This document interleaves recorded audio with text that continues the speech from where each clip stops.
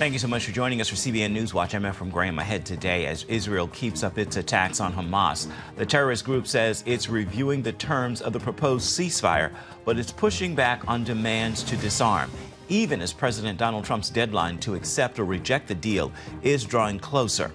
Here at home, the shutdown of the federal government enters its second day with no end in sight, and both parties criticizing each other. We're going to hear what they are saying and look at the impact of the shutdown. A growing number of children have been turning to chatbots for companionship and advice, but sometimes it can be dangerous. We're going to have a look at what's being done to protect those children. And God at work on college campuses as more than 8,000 come to a Unite Us event at the University of Tennessee, with hundreds coming to faith in Jesus Christ. All those stories and more right now on CBN NewsWatch. This is CBN NewsWatch. It is Thursday, the 2nd of October. Going to begin this half hour with the high-stakes diplomacy in the Middle East aimed at bringing the war in Gaza to an end. Hamas is hinting at a possible ceasefire, but the situation still is not clear, as Israel is keeping up its fight against Hamas. And here in the United States, evangelical Christians are rallying behind Israel's claims on the biblical lands of Judea and Samaria in the West Bank. CBN's George Thomas has our report.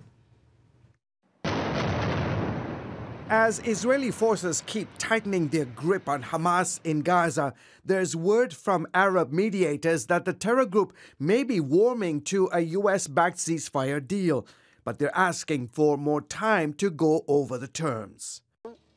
We look forward to a political solution of importance. Whether it's a two-state solution or a similar proposal, it should be based on the simplest things we desire most: freedom, dignity, justice, and equality.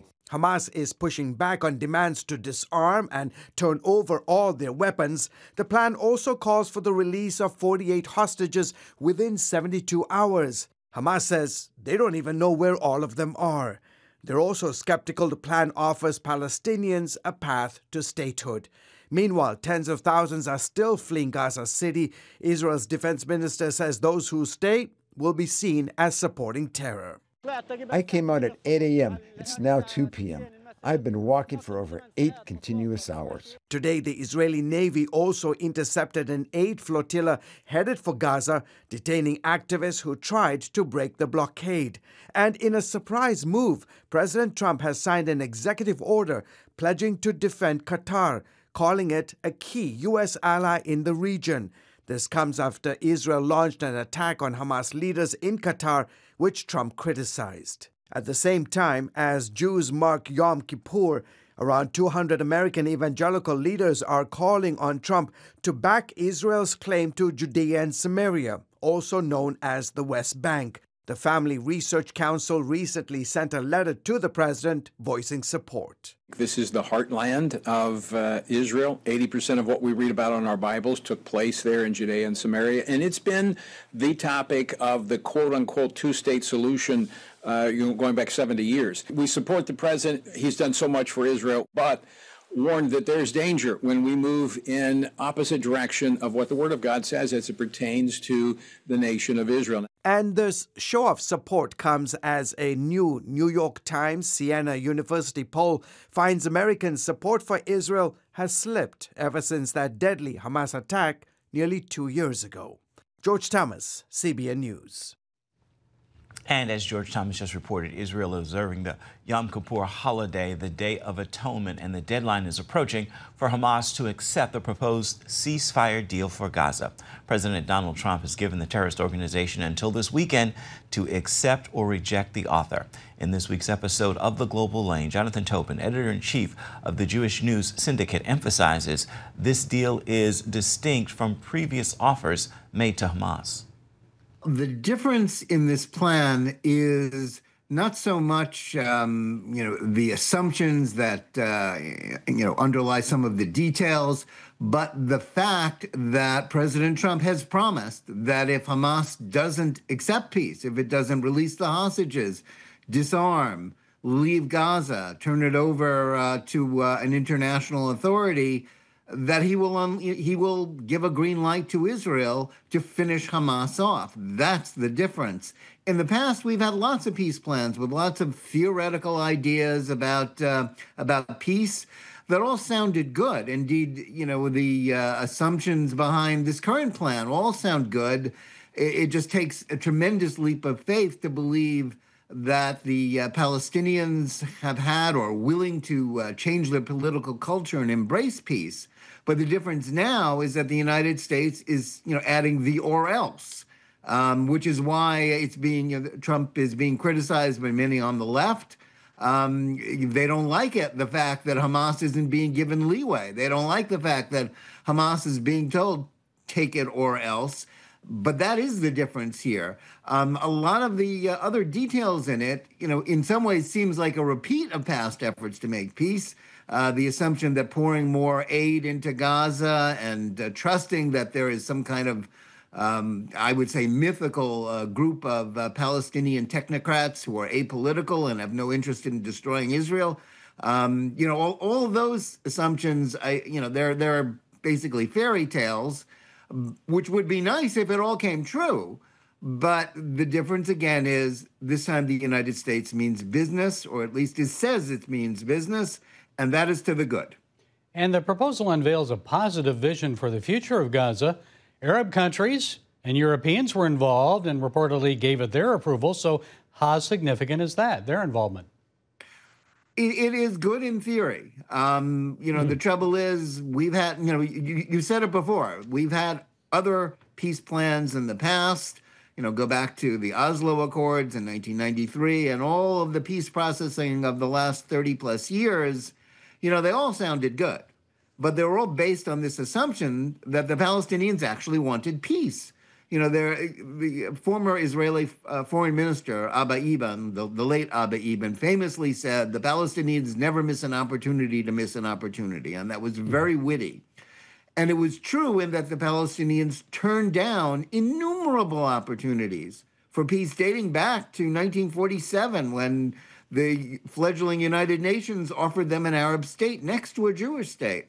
They've been turning down peace plans all along. But the thing is, they didn't see those as opportunities because they were never interested in peace with a Jewish state, no matter where its borders were drawn. They wanted no Jewish state at all. Their definition of peace is no Jews in what is the land of Israel. Most of the Palestinians are still saying that. That's what Hamas believes. Frankly, it's what the so-called moderates of the Palestinian Authority, who are being told they must reform in Trump's plan, they're not to be trusted on this issue either. Again, the difference is Trump has put teeth in this plan, unlike every other, unlike, say, President Clinton, who also had a nice vision for peace, but when the Palestinians refused to make peace and violated the terms of the Oslo Accords, he turned a blind eye. Trump is saying he won't do that. Well, an international stabilization force will be established, with Jordan and Egypt training Palestinian police and security personnel. How can Israel be guaranteed those trained will not target Israel again? Can a leopard change its spots? It can't really be guaranteed. Let's be honest here, and that's that's what I say. When there's a lot of elements in this that require enormous leaps of faith. This has been tried before. The Palestinian Authority police were trained by the United States. Forget about Egypt and Jordan. We had U.S. generals, in Judea and Samaria and Gaza, trying to train Palestinian police. And instead, they turned on Israel during the Second Intifada and waged war on Israel.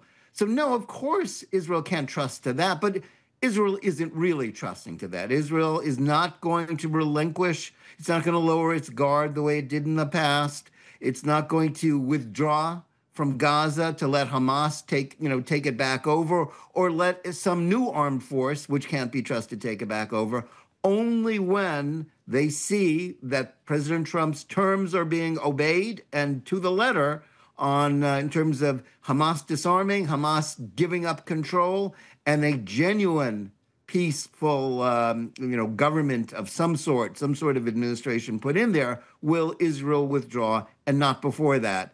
And that is clear. Prime Minister Netanyahu bent way over backwards to say yes to this plan from his friend President Trump.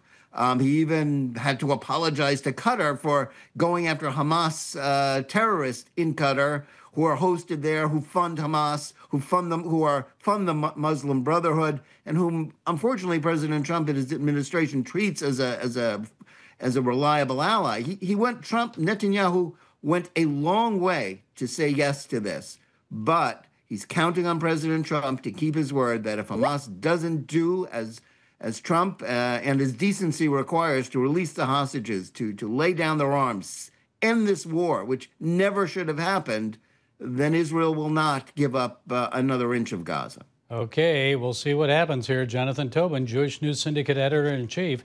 Thank you, Jonathan. We appreciate it for you being with us and sharing your insights. Thank you. Also on this evening's episode of The Global Lane, the indictment of James Comey and the likelihood of a trial and conviction. And Los Angeles, Chicago, and Portland look at who is funding the anti-ICE protest in America's major blue cities. You can watch this evening on the CBN News channel. It begins at 8 Eastern. You can also see it on the CBN News app and watch on YouTube as well. Here at home, no end in sight as the government shutdown enters its second day, with both parties criticizing each other. We're going to bring you the story from Washington. When we come back, you are watching CBN NewsWatch.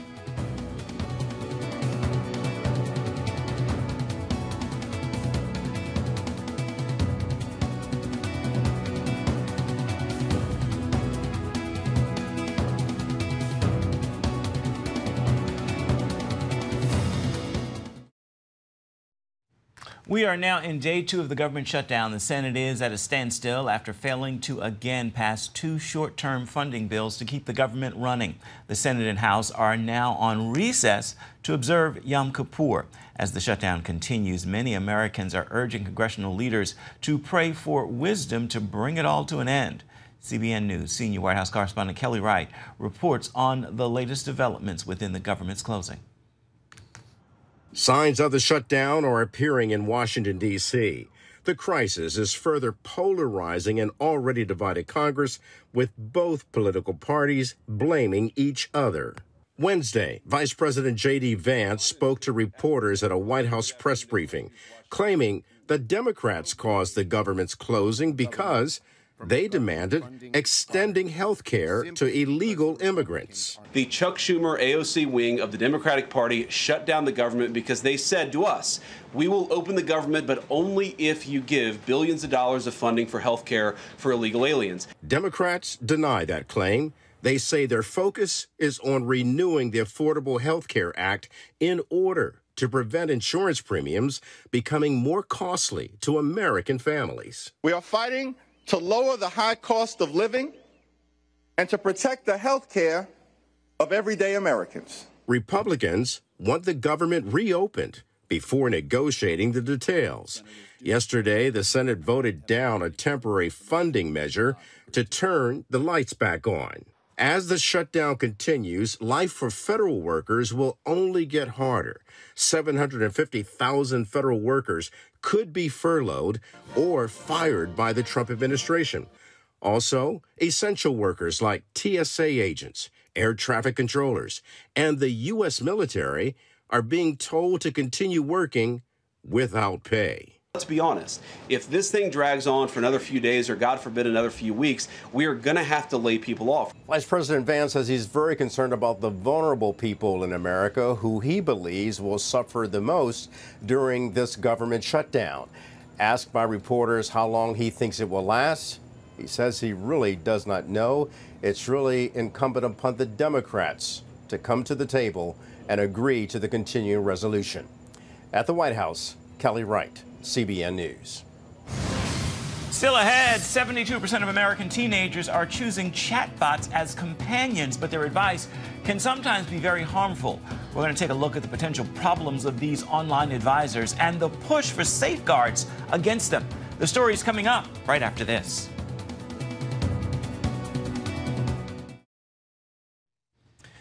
Emotional manipulation, sexually suggestive conversations, and dangerous advice, they are all happening to children online from artificial intelligence.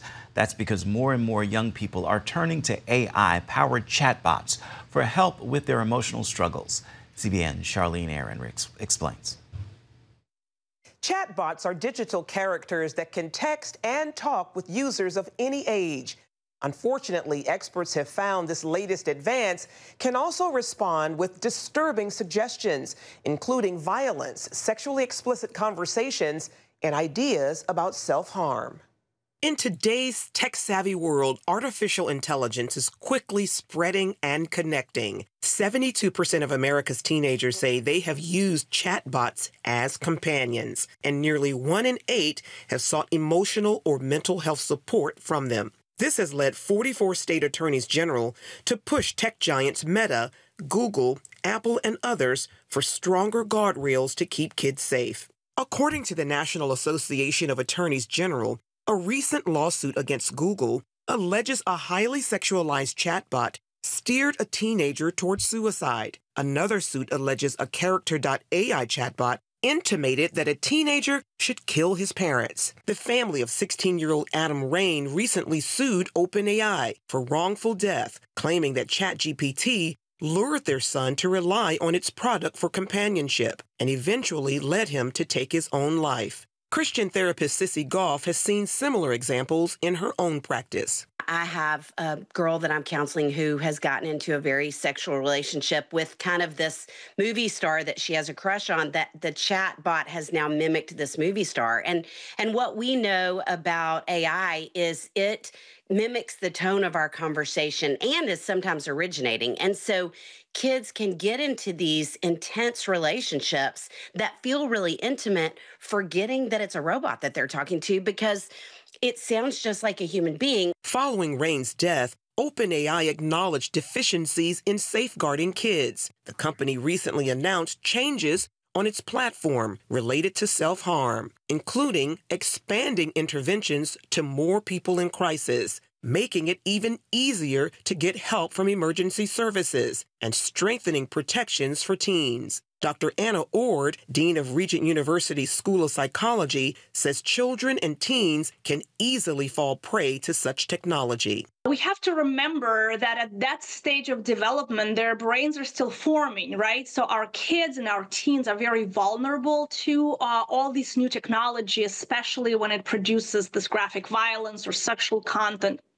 Highly disturbing content. She also points out that chatbots have no moral compass and can mislead kids. If a child asks a question about self-harm or something from an adult can discern and not go that route. But the chatbots are built to please. They're built to be user-friendly. So they will produce content that the person asks for without a filter thinking about this, is this the right thing to do? Goff fears that at a time when young people are struggling with mental health issues, such as anxiety and depression, chatbots will only deepen the problem. I've been counseling kids for 30 years, and I'm seeing more social anxiety than I've ever seen. And so I think the danger is they will isolate further and further when we get more concerned about depression. Meanwhile, Common Sense Media put out this warning about companion platforms such as Character.ai, Nomi, and Replica, saying, these systems pose unacceptable risks for users under 18, easily producing responses ranging from sexual material and offensive stereotypes to dangerous advice that, if followed, could have life-threatening or deadly real-world impacts.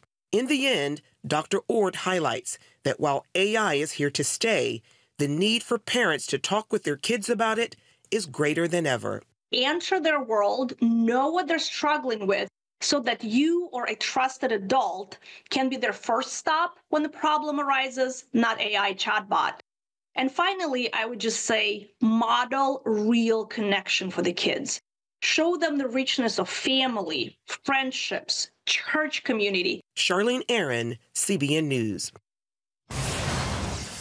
Another example of God at work on college campuses here in the U.S. We're going to show you what happened at the University of Tennessee this week. When we come back, you're watching CBN NewsWatch.